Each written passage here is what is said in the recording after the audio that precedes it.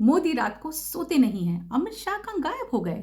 Foreign policy का मतलब politicians को गले लगाना नहीं होता। आरएसएस खत्म हो गया है और बीजेपी और आरएसएस को इंडिया की समझ ही नहीं है।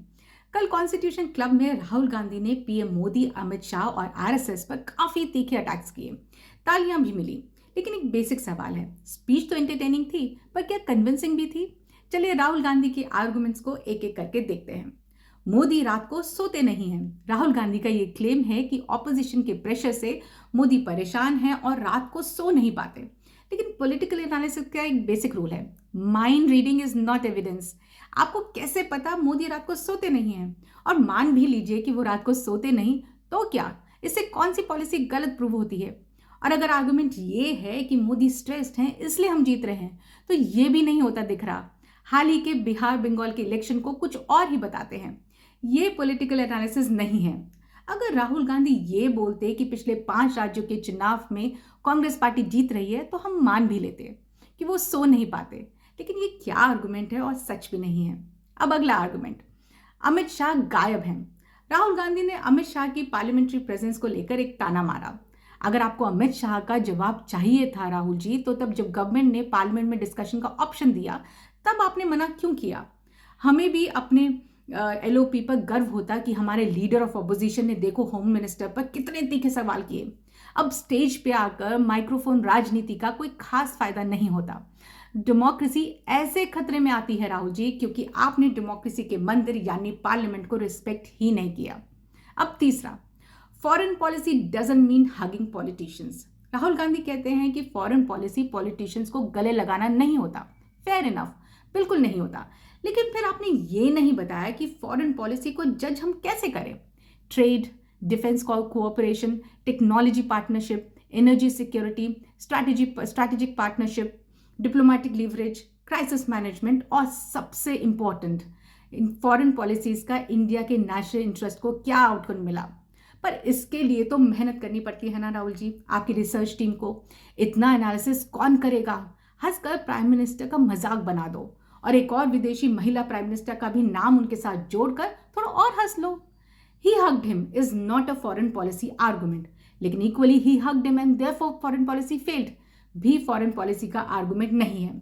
अगर राहुल गांधी को लगता है कि मोदी की फॉरेन पॉलिसी फेल हुई है, तो नंबर्स दीजिए, आउटकम दीजिए, पॉलिसी डॉक्यूमेंट्स दीजिए, फोटोग्राफ्स नहीं। और थोड़ी डिप्लोमेसी राहुल जी आप भी पढ़ लीजिए, सीख लीजिए। तू तड़ाक और गालीबाजी की भाषा किसी के काम नहीं आती। लीडर ऑफ ऑपोजिशन से थोड़ा डिफिकल्ट काम एक्सपेक्ट होता है, पॉलिसी को पॉलिसी से अटैक करना। अब आता है एक और सीरियस एलिगेशन कि आरएसएस को अडानी अंबानी ने कैप्चर किया।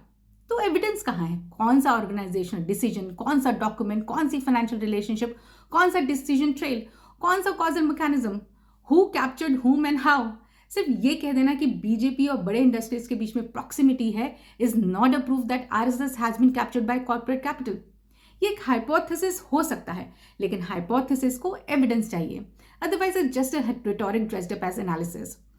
अगला आता है राहुल गांधी का बंच ऑफ जोकर्स वाला आर्गुमेंट। राहुल गांधी ने कहा, you fighting a bunch of jokers, clowns who have no idea about a philosophy and no idea about a history. पर राहुल जी, आपके पिछले 10 साल की स्पीचेस भी अगर हम निकाल लें, कॉन्फ्रेंसेस में आपने जो जो कहा है वो भी हम देख लें, तो ऐसा तो नहीं लगता कि इंडिया की हिस्ट्री और फिलॉसफी आप समझते हैं। I understand India, you don't is not an argument, is just a claim of intellectual superiority and claims of intellectual superiority require evidence. आगे उन्होंने कहा, we are India's expression. Rahul Gandhi का लार्जर आर्गुमेंट यह है कि ऑपोजिशन इंडिया को express कर रहा है, लेकिन यहाँ एक फंडामेंटल कॉन्स्टिट्यूशनल डिस्टिंक्शन है। ऑपोजिशन इंडिया का पार्ट है, लेकिन ऑपोजिशन पूरा भारत नहीं है। आप भारत की आवाज हो, एक आवाज हो सकते हैं, लेकिन आप भारत की ओनली वॉइस नहीं होते। सिर्फ एक आवाज है, सारी आवाज नहीं है। बीजेपी वोटर भी इंडिया है, कांग्रेस वोटर भी इंडिया है, रीजनल पार्टी के वोटर्स भी इंडिया है। जो मोदी से डिसएग्री करते हैं वो भी इंडिया है, जो राहुल गांधी से डिसएग्री करते हैं वो भी इंडिया है। और डेमोक्रेसी में अल्टीमेटली कंपीटिंग एक्सप्रेशंस को एग्रीगेट कौन करता है? इलेक्शंस। और यही राहुल गांधी के स्पीच का सेंट्रल कॉन्ट्रडिक्शन सामने आता है। वो कहते हैं, we will put government under pressure. Absolutely, opposition का काम ही यही है कि गवर्नमेंट को अनकंफर्टेबल बनाना ही चाहिए। क्वेश्चंस पूछना ही चाहिए, गवर्नमेंट को चैलेंज करना ही चाहिए, एक्सपोज कीजिए। लेकिन ऑपोजिशन का काम सिर्फ प्रेशर क्रिएट करना नहीं होता, अकाउंटेबिलिटी भी क्रिएट करना होता है। और वो सबसे ज़्यादा कहाँ होती है? पार्लियामेंट में करना चाहिए था। Because pressure creates headline, accountability creates answers, disruption creates television footage, debates create parliamentary record, personal jibes creates applause, evidence create credibility. Rahul Gandhi की स्पीच में एनर्जी थी, पंच लाइन थे, कॉन्फिडेंस था, पॉलिटिकल थिएटर भी था। लेकिन मुझे एक लीडर ऑफ ऑपोजिशन में एक और चीज चाहिए, सब्सटेंस। मुझे मोदी के स्लीप शेड्यूल में इंटरेस्ट नहीं है। मुझे जानना है कि फॉरेन पॉलिसी में एग्जैक्टली क्या फेल हुआ। मुझे जानना है कि आरएसएस के कॉर्पोरेट कैप्चर का एविडेंस क्या है। मुझे जानना है कि अमित शाह ने एग्जैक्टली कौन सी कॉन्स्टिट्यूशनल रिस्पॉन्सिबिलिटी फेल की। मुझे जानना है कि गवर्नमेंट की कौन सी पॉलिसी फेल हुई और उसका मेजरेबल इम्पैक्ट क्या है।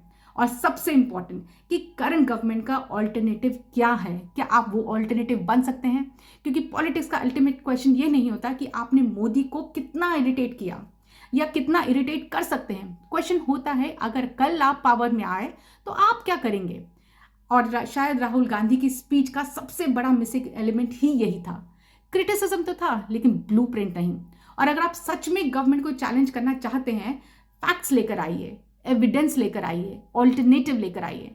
हमें देखना है कि अगले इलेक्शन में हमारे पास ऑल्टरनेटिव है या नहीं। और अब एक आखिरी सवाल, राहुल गांधी ने ये सब पार्लियामेंट में क्यों नहीं बोला?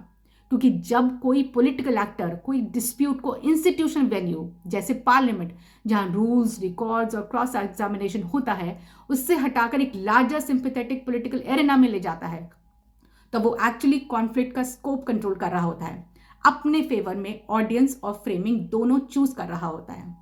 पार्लियामेंट के अंदर होम मिनिस्टर को सीधा जवाब देना पड़ता, रिकॉर्ड्स में रहता और गलत क्लेम एक्सपोज होते। एक कन्वेंशन में वही स्टेटमेंट बिना क्रॉस एग्जामिनेशन के सिंपैथेटिक क्राउड के सामने प्योर इमोशनल रजिस्टर में डिलीवर होता है।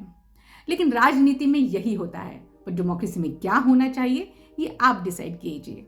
और इसी तरह के एनालिसिस के लिए हमारा चैनल जरूर सब्सक्राइब कीजिए।